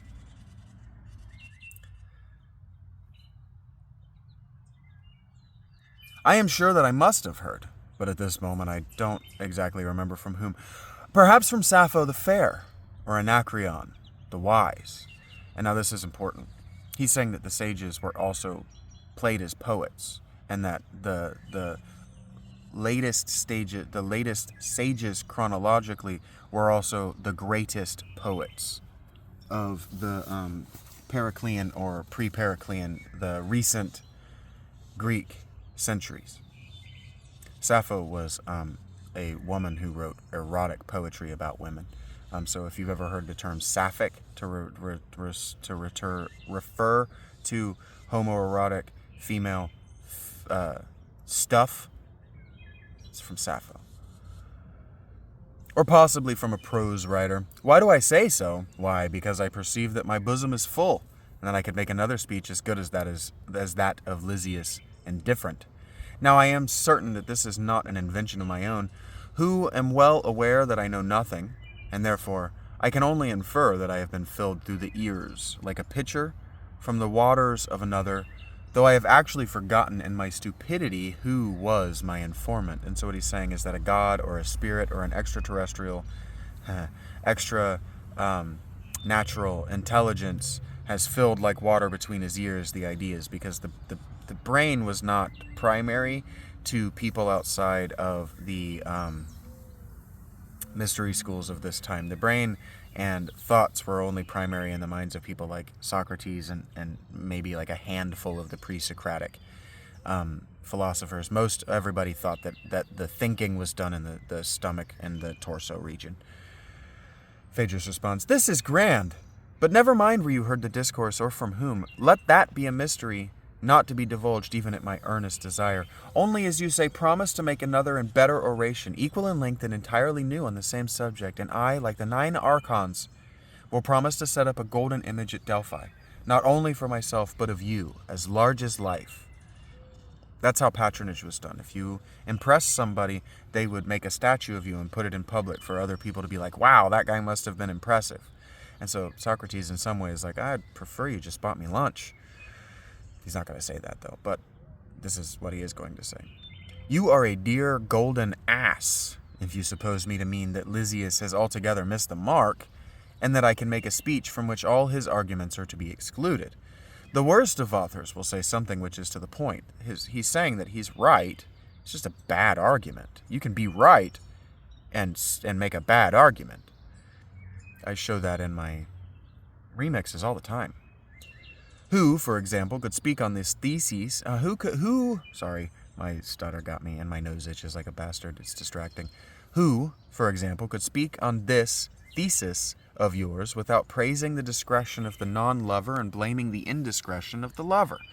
These are the commonplaces of the subject which must come in, for what else is there to be said, and must be allowed and excused. The only merit is in the arrangement of them, for there can be none in the invention. What he's saying is that this argument tells itself. I mean, it's obvious. It's about how you arrange your points and your argument itself, not about exactly inventing novel approaches. But when you leave the commonplaces, what everybody agrees on already, then there may be some originality. So if you talk about what people aren't already talking about, if you just try to have an original perspective, well, you can have an original perspective. And so that's how he's going to approach this. He's not going to talk about it the way other people would. He's going to talk about it the way Socrates will. Phaedrus then says, "One, at least, of Lysias's commonplaces is not to be excluded. I admit that there is reason in what you say, and I too will be reasonable, and I will allow you to start with the premise that the lover is more disordered in his wits than the non-lover. If in what remains you make a longer and better speech than Lysias and use other arguments, then I say again that a statue you shall have of beaten gold, and take your place by the colossal offerings of the Cypselids at Olympia." How profoundly in earnest is the lover, because to tease him I lay a finger upon his love. And so, Phaedrus, you really imagine that I am going to improve upon the ingenuity of Lysias?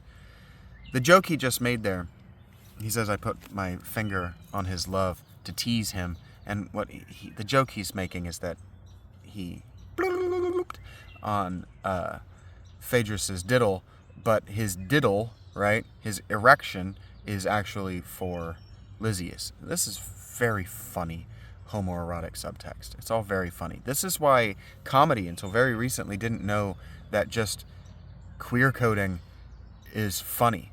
They didn't understand why people didn't understand that queer coding in its own right is just funny. Because gay dudes are just inherently funny. They chase after one another like teenage girls, but they want to act like big, strong, tough guys. It's very funny shit. And so Phaedrus says, "Fair play. Phaedrus," oh, sorry. Damn it. I hate that the guy does that. "There I have you, as you had me," which does mean fair play. "And you must speak as you best can.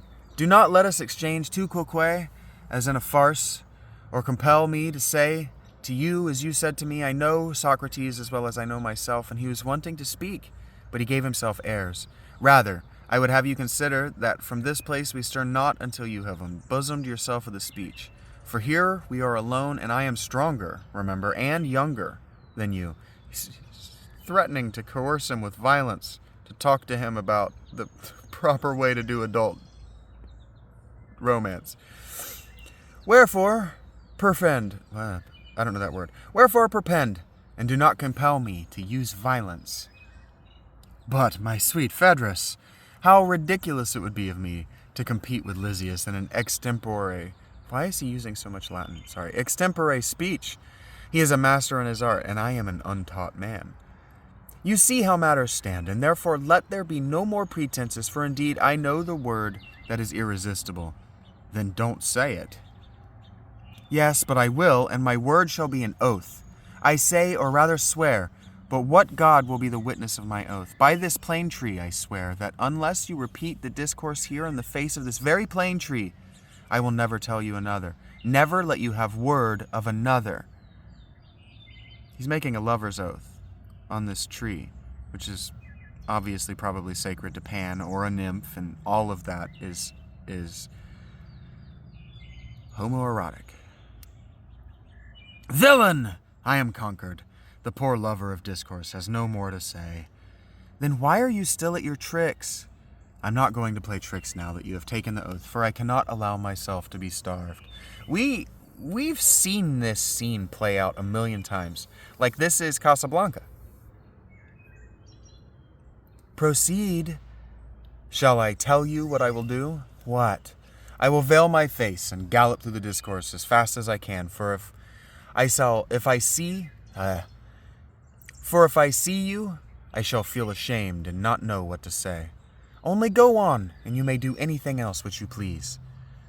Come, O ye muses, melodious as ye are called, whether you have received this name from the character of your strains or because the Melians are a musical race, help, oh, help me in the tale which my good friend here desires me to rehearse, in order that his friend whom he always deemed wise may seem to him to be wiser now than ever. He actually sang that. Would you like me to go back and sing it? Come, all ye muses, melodious as ye are called. Like that. That's how he says that. Before we can determine whether the non-lover or lover is to be preferred, we must inquire into the nature of love. Once upon a time, there was a fair boy, or more properly speaking, a youth. He was very fair and had a great many lovers, and there was one special cunning one, who had persuaded the youth that he did not love him, but he really loved him all the same. And one day, when he was paying his addresses to him, he used this very argument that he ought to accept the non-lover rather than the lover. His words were as follows. All good counsel begins in the same way. A man should know what he is advising about, or his counsel will all come to naught. But people imagine that they know about the nature of things when they don't know about them, and, not having come to an understanding at first because they think that they know, they end, as might be expected, in contradicting one another and themselves. Now you and I must not be guilty of this fundamental error which we condemn in others, but, as our question is whether the lover or non-lover is to be preferred, let us first of all agree in defining the nature and power of love, and then, keeping our eyes upon the definition, and to this appealing, let us further inquire whether love brings advantage or disadvantage. There are two principles in man, rational desire and irrational. The latter is the power of love. Everyone sees that love is a desire, and we know also that non-lovers desire the beautiful and good. Now, in what way is the lover to be distinguished from the non-lover? Let us note that in every one of us there are two guiding and ruling principles which lead us whither they will. One is the natural desire of pleasure. The other is an acquired opinion which aspires after the best. And there are two, and these two are sometimes in harmony, and then again at war. And sometimes the one, sometimes the other conquers. When opinion, by the help of reason, leads us to the best, the conquering principle is called temperance. But when in desire, which is devoid of reason, rules in us and drags us to pleasure, that power of misrule is called excess. Now excess has many names and many members and many forms, And many of these forms, when very marked, gives a name, neither honorable nor creditable, to the bearer of the name.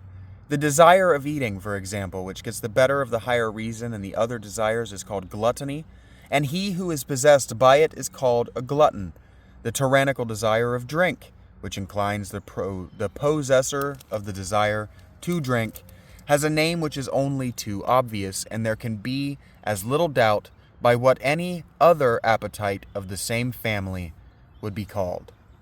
It's important here. I'm actually going to go back and I'm going to read the sentence that began all of this, because it's important that you understand syntactically what he's saying. So he says, let us note in every one of us there are two guiding and ruling principles which lead us whither they will. Whither means wherever, and they will is actually not a statement of cognition and intellect. It's actually a statement of fact. Will here means the verb tense, wherever they will lead us. That means that we will only know where they have led us when we are where they will lead us. It's a destination, not a predestination, but a destiny argument. And so it's also important syntactically and for your understanding, because this is antique language. When he says excess has many names and many members, he doesn't mean many people participating in it, but he also kind of does. A member is like an arm or a leg, a body part, right? It has many things that constitute it. And so that's how you have members of a club, right? And so it has, what he's saying is that excess has many names and many members. And what he's saying is like, an alcoholic isn't an obese person, but they have the same core thing that's happening to them.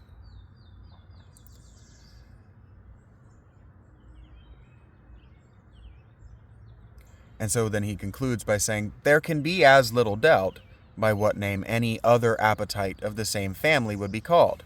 It will be the name of that which happens to be dominant, right? And now I think that you will perceive the drift of my discourse. And what he's talking about is not use. He's not talking about use of food, use of sex, use of drugs, whatever. He's talking about excessive appetite, not excessive desire, excessive appetite. And your appetite is derived not from your taste, but from how much you can ingest before satisfaction. That's what we're talking about here. And now I think that you will perceive the drift of my discourse. But as every spoken word is in a manner plainer than the unspoken, I had better say further that the irrational desire, what he's saying here, what he means, that every spoken word is in a manner plainer than the unspoken, is that every word he doesn't say, every thought that he leaves you to conclude for yourself is not clear or obvious or present between us like this grass and on this grassy knoll.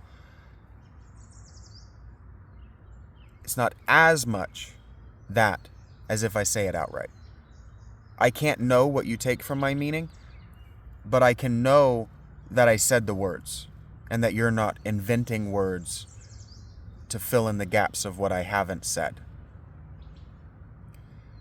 But as every spoken word is in a manner plainer than the unspoken, I had better say further that the irrational desire, which overcomes the tendency of opinion towards right or good or benefice to the person or benefice in general with no downstream negative consequences, that's right, and is led away to the enjoyment of beauty, and especially of personal beauty, by the desires which are her own kindred, that supreme desire, I say, which by leading conquers, and by the force of passion is reinforced, and this very force, receiving a name, is called love.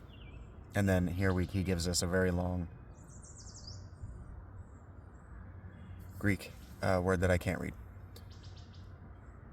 And now, dear Phaedrus, I shall pause for an instant to ask whether you do not think me, as I appear to myself, inspired.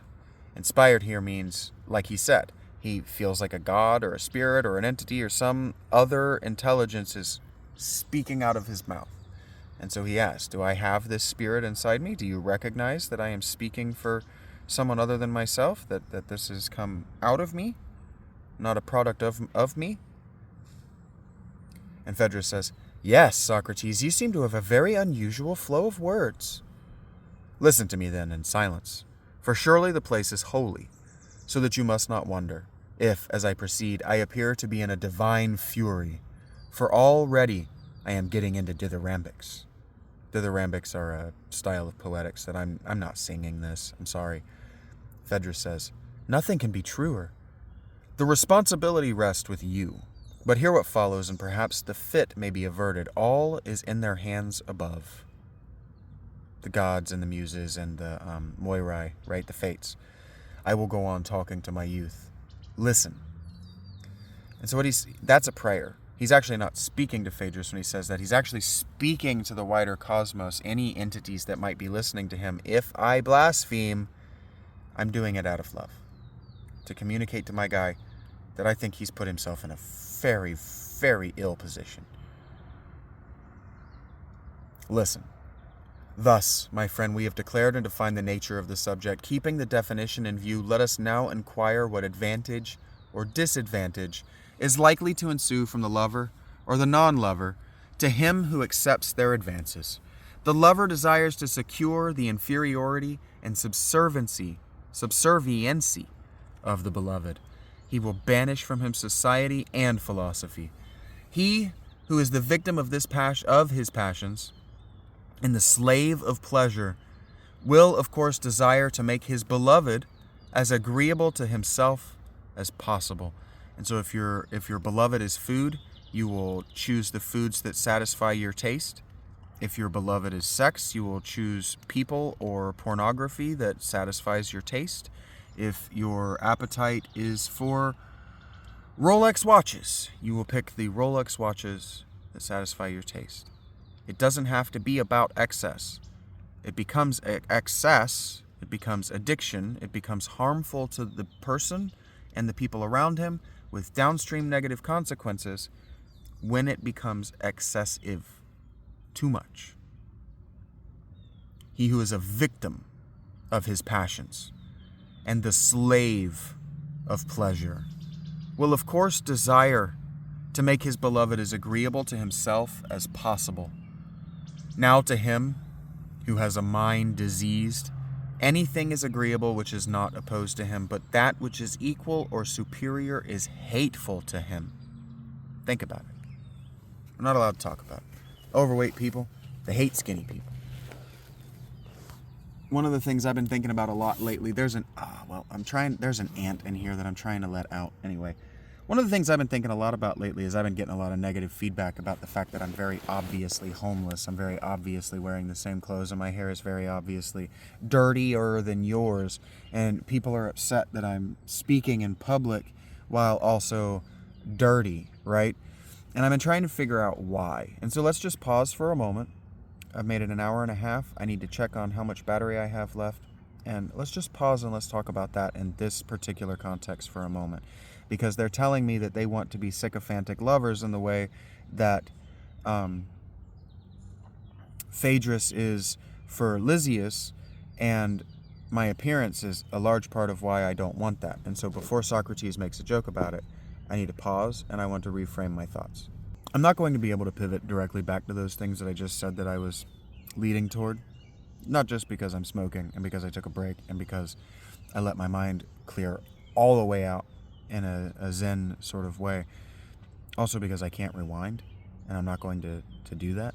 I'm not going to end this, watch it for the first hour and a half, and then pick right back up on what I jumped off on. So if you watch this and I don't touch back up on it, tell me in the comments so I can pick up on part 3 there, because that felt like a place that was more important in the next video than in this one. That's why I did that, and I was distracted by this, trying to let this ant out, because what I don't want is for ants to find my tent and think of it as a source of food. Okay, let's read this last final clause before the semicolon here at the top of the page on my screen. Therefore, the lover will not brook any superiority or equality on the part of his beloved. This is sensitive business, frankly. That's why I started to run away from it.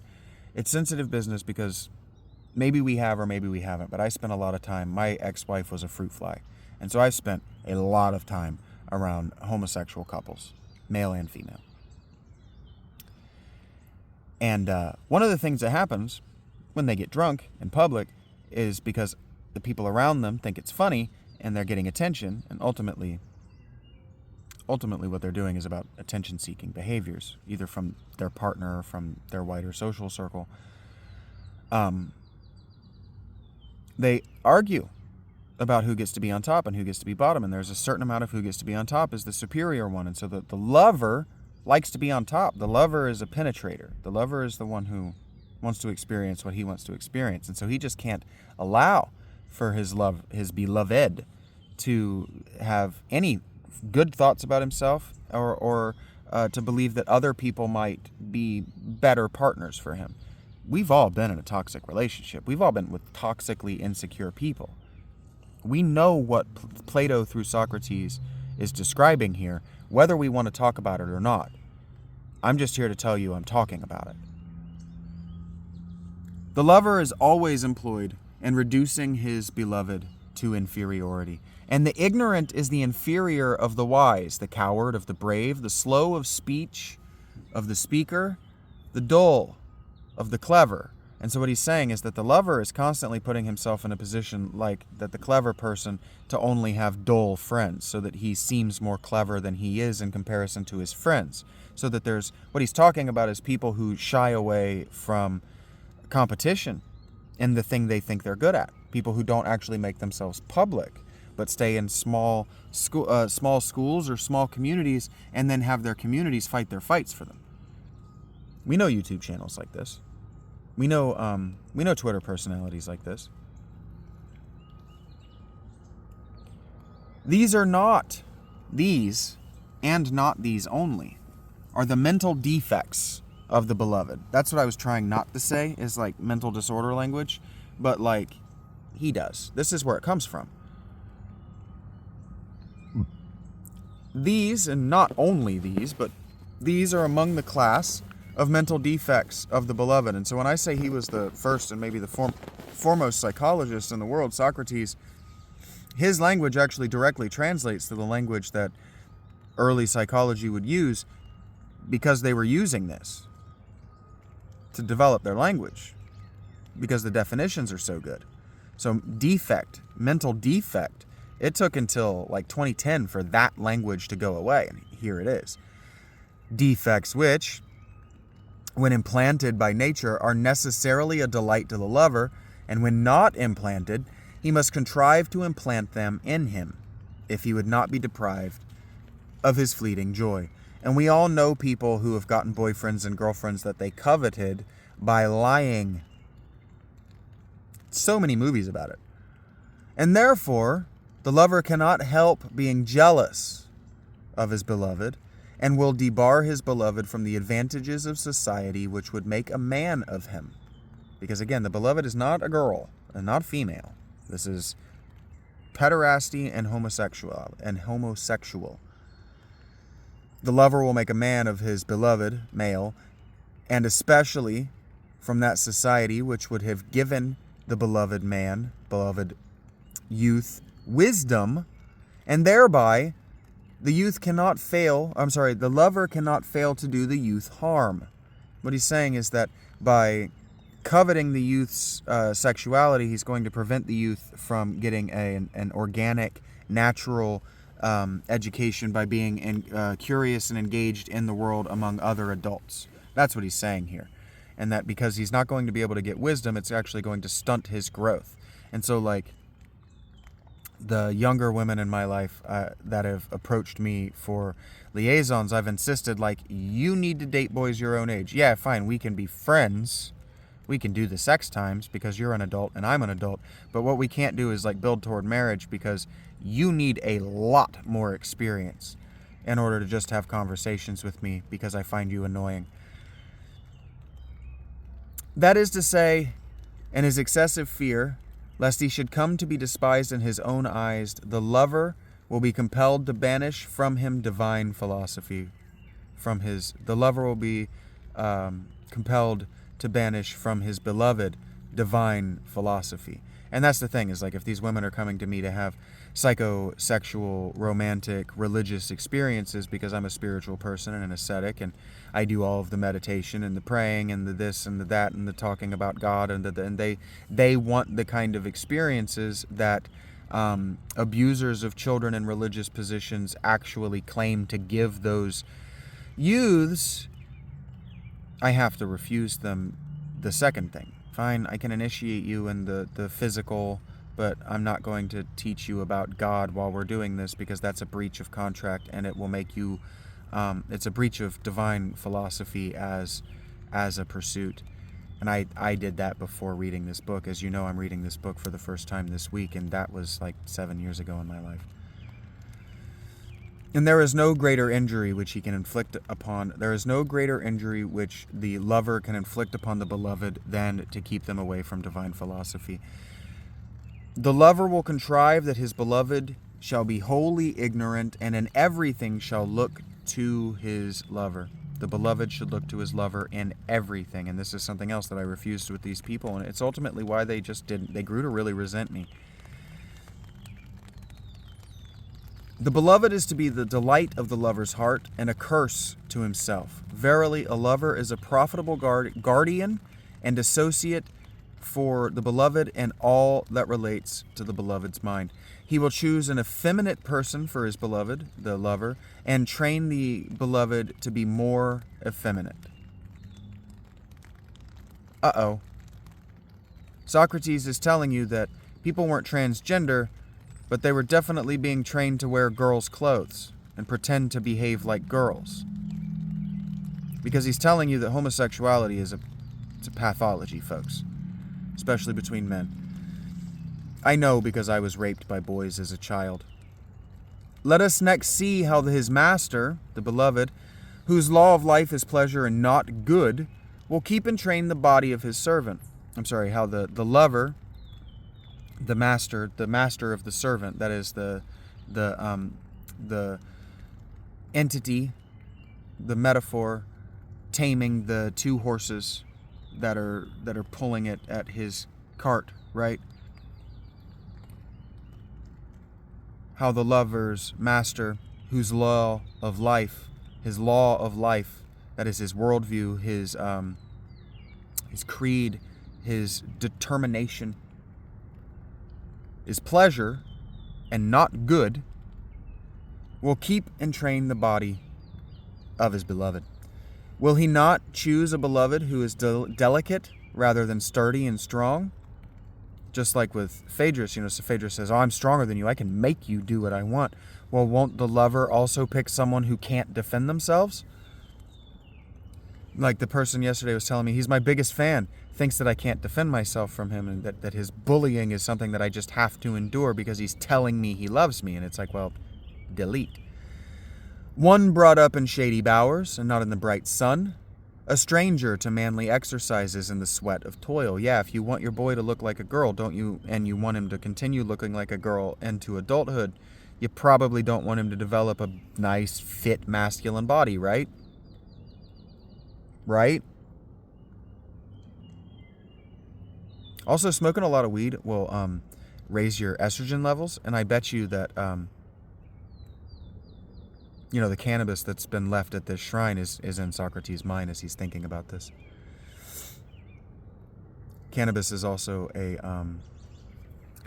connecting point neuronally between trans women and homosexual men, and enjoying having harm done to your person. Wouldn't the lover prefer a beloved accustomed only to a soft and luxurious diet, instead of the hues of health having the colors of paint and ornament and the rest of a piece?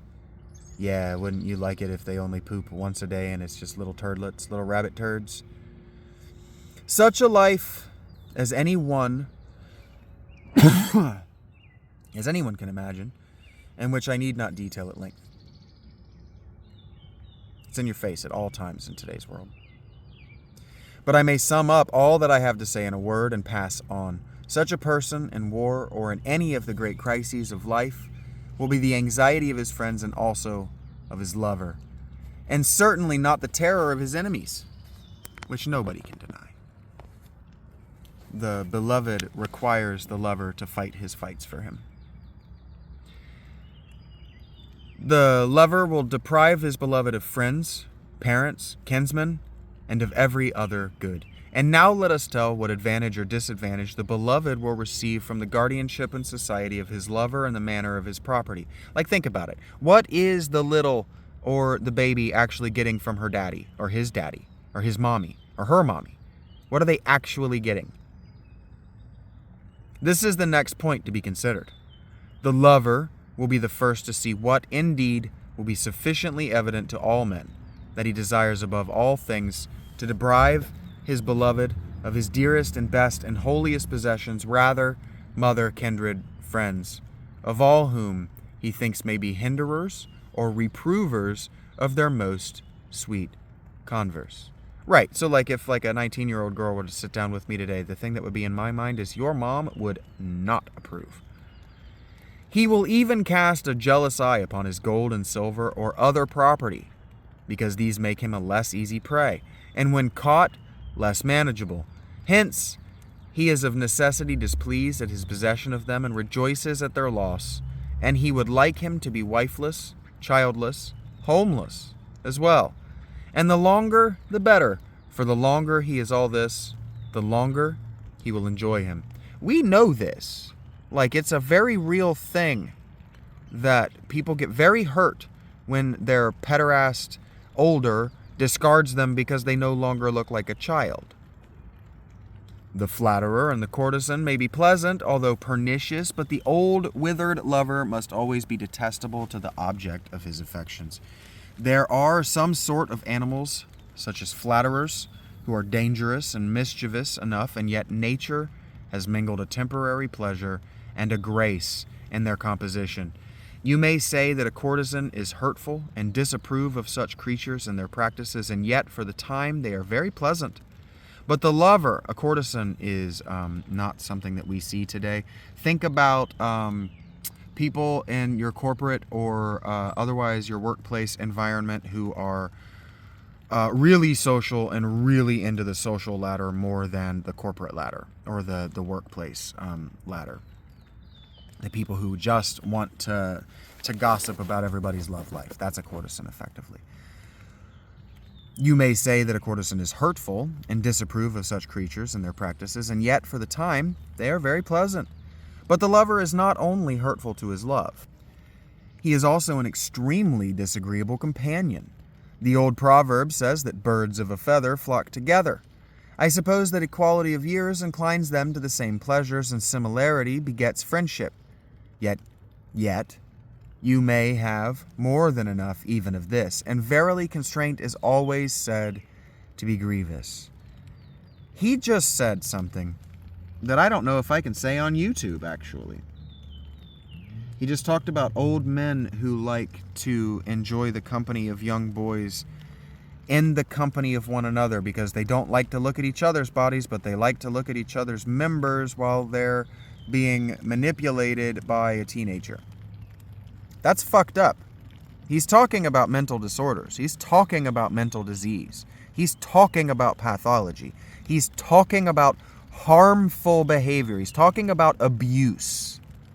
He's talking outright about how a lot of people think it's just okay to abuse children. But he concludes by saying, yet you may have more than enough even of this, and verily constraint is always said to be grievous. These people say that if they can't do this, if they're not allowed this, it's grievous harm to them. We know this. We know the psychological research. We know the criminal research in the last couple of decades. And so these people that want to come into my comments and accuse me of being an abuser of children just don't know what they're saying. And so they're easy to delete and ignore. Now the lover is not only unlike his beloved, but he forces himself upon him. For he is old, and his love is young, and neither day nor night will he leave him if he can help. Necessity and the sting of desire drive him on, and allure him with the pleasure which he receives from seeing, hearing, touching, perceiving him in every way. It's important that because of my childhood abuses, because I was sexually abused as a very small child, and because I was emotionally abused throughout school by the very people who are in my comments trying to hurt my feelings as adults and as children, like 60-year-old men using the same things that people used to say to me in high school and before, like, because of that, sometimes I forget I'm not 13, I'm not 16. And so, like, when I see things that teenagers are doing, I watch it with that memory of that, who I was, and I watch it with that same disapproval I had back then. It doesn't make me a pedophile. It means that I disapprove of teenagers showing their naked bodies and talking about sex in public where an adult man can run across it. Yeah, you can try to shame me away from looking, but you could also stop because it's harmful behavior to you. And my telling you to stop that it's harmful behavior to you is why you're lashing out at me. Children don't like to be told not to do things that they don't know are harmful to them, and they most certainly don't like to be told that they're harmful and that that's why they need to not do them. Don't do it, it's harmful. Well, how do you know? Because it was done to me. That's how I know. We're not allowed to talk about it. You know why? Because the people that still do it like to know that they damaged people like me. They like to see the downstream effects of their evil. That's what he's talking about. People who take pleasure in things that are bad take pleasure in the downstream negative effects. This is why people in positions of power, especially in religion, which is what he's talking about, abuse boys. And girls, but usually boys. Must he not feel the extremity of disgust when he looks at an old shriveled face and the remainder to match, which even in a description is disagreeable and quite detestable when he is forced into daily contact with his lover. Moreover, he is jealously watched and guarded against everything and everybody and has to hear misplaced and exaggerated praises of himself and censures equally inappropriate, which are intolerable when the man is sober, and besides being intolerable, are published all over the world in all their indelicacy and wearisomeness when he is drunk. And that's the video they're upset about. I said it. You just published how dumb you are for thousands, millions of people to see. And you're proud of it because you have expensive hair. And people will find you sexually attractive and desirable. Not because you plan to give them what they want, but because you want to be the object of someone's desire. Because that's profitable in its own right. Go fuck yourself. Like the dude who wants to constantly comment on my stuff about how attractive I am. Go fuck yourself. There's good porn. Leave me out of it. And not only, while his love continues, is he mischievous and unpleasant, but when his love ceases, he becomes a perfidious enemy of him on whom he showered his oaths and prayers and promises, and yet could hardly prevail upon him to tolerate the tedium of his company, even from motives of interest. Now just change the genders and remember what happened when that woman coveted Donald Trump and he gave her what she wanted, and then it became popular to sue people that coveted you. The hour of payment arrives, and now he is the servant of another master. God damn, it's almost like Plato is a fucking genius. All of these play out in the same fucking order every time. Every time. Because that woman didn't get famous from fucking Donald Trump. She got more famous because her career fucking tanked in the 90s, reminding people, oh yeah, I had a career in the 90s, and I fucked Donald Trump to get it by suing Donald Trump. That's exactly what they just described right here. Donald Trump is the beloved, she is the lover. Read it again. The hour of payment arrives. And now he is the servant, the beloved is the servant of another master. Instead of love and infatuation, wisdom and intemperance are his bosom lords.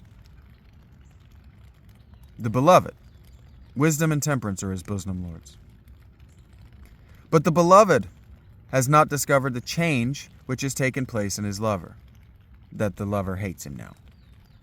When he asks for a return and recalls to his recollection former sayings and doings, The beloved believes himself to be speaking to the same person, and the other, not having the courage to confess the truth and not knowing how to fulfill the oaths and promises which he made when under the dominion of folly, and having now grown wise and temperate, does not want to do as he did, or to be as she was before.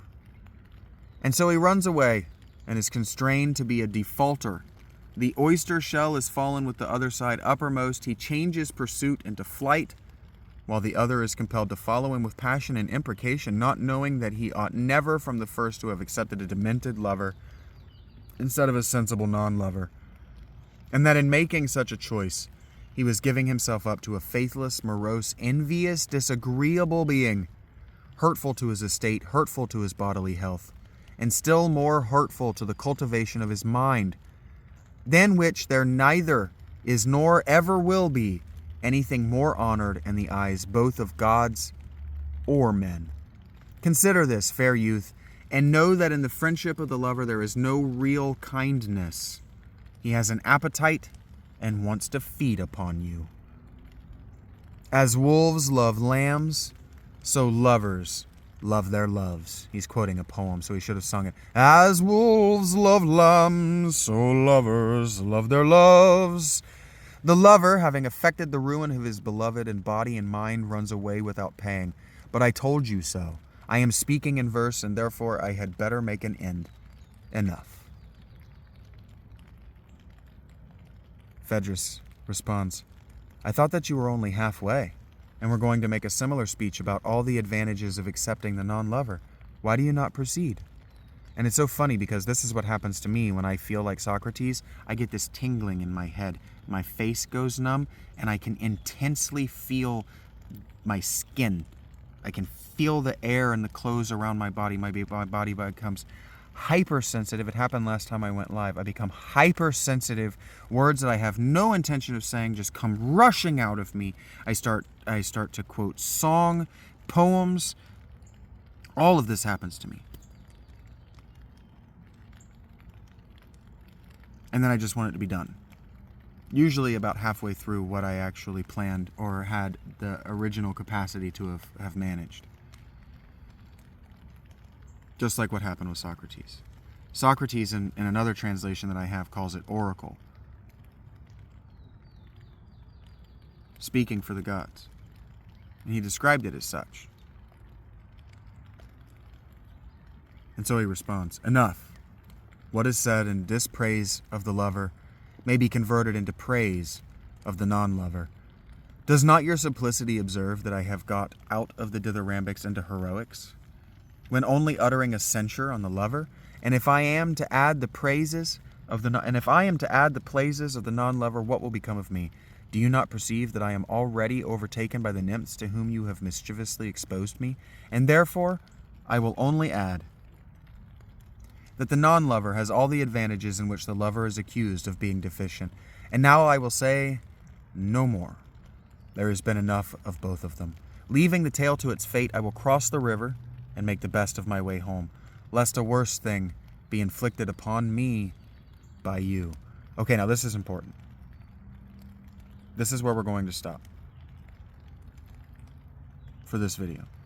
2 hours is sufficient. This is where we're going to stop, because this is important. Because what Socrates and Plato have done is brilliant. Brilliant imagery, symbolism that literally no academic is going to mention and notice, because they're just going to notice the literal crossing of the Ilyssus and being done with this scene, going home, crossing the river, going home. But the river he's talking about is the river Lethe, which means forgetfulness. And in the cosmology that he's going to build out later in this book, when you reincarnate from death, when your soul discorporates, or when your soul differentiates from the source of all being, it has to first cross and then drink from the river Lethe. Forgetfulness. That's important. And we're going to end there.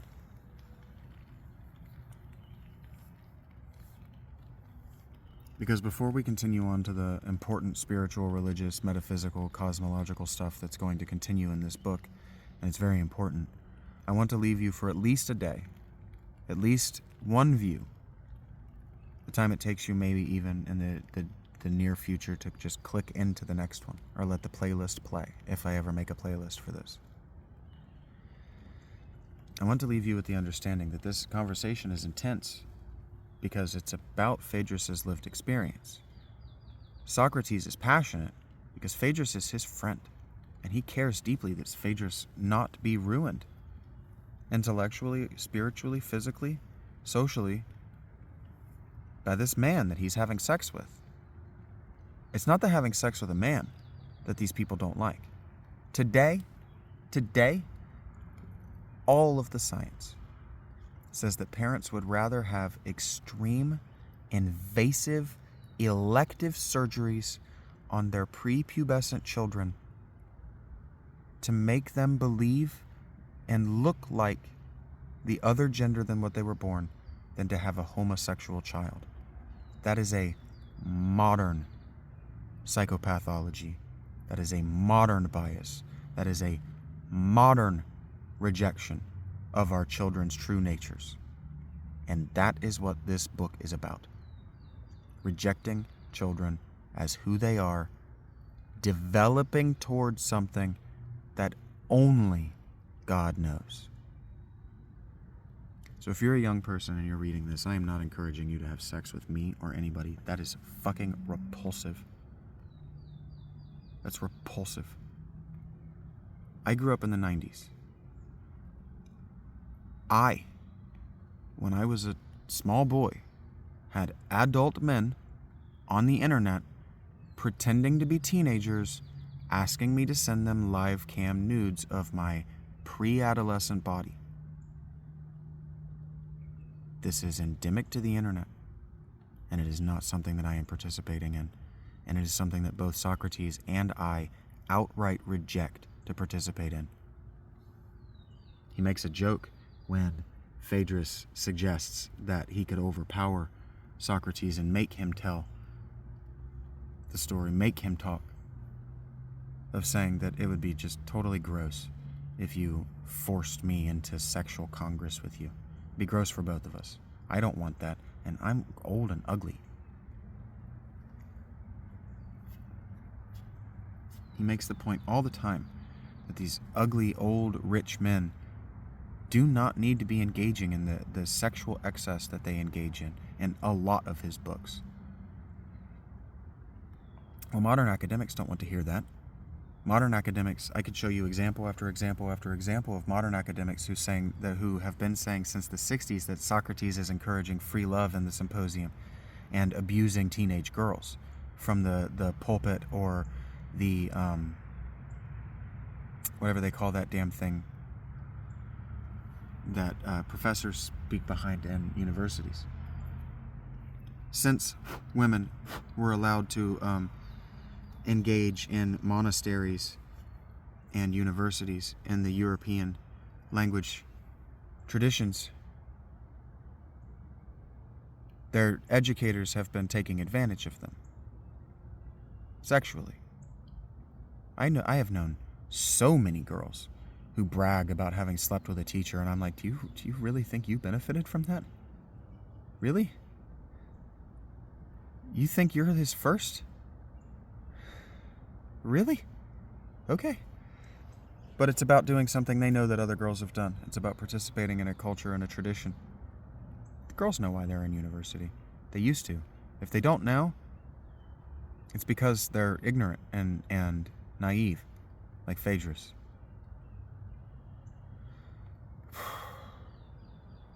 It's going to take me a couple of days, probably, emotionally, to get over the things that I've already said, because this stuff's fucking awful. But I see the internet. I see you boys participating in girl fashion trends. I know that trans porn exists. Whether or not I indulge is completely irrelevant. But we can do better in the social sphere. Like, we can do better in places where sex and sexuality are outright banned from being portrayed. Like, we can do better. And so, hey, if this gets banned, it's going to have to go up onto the Patreon, and that's going to be a bitch for me. So, yeah, help this one with likes. Tell your friends.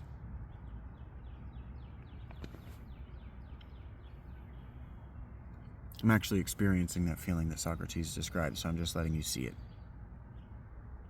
Thanks for being here. Thanks for watching. I'm not going to do a good outro like I should. Check out the Patreon. Always hit up my tip jar.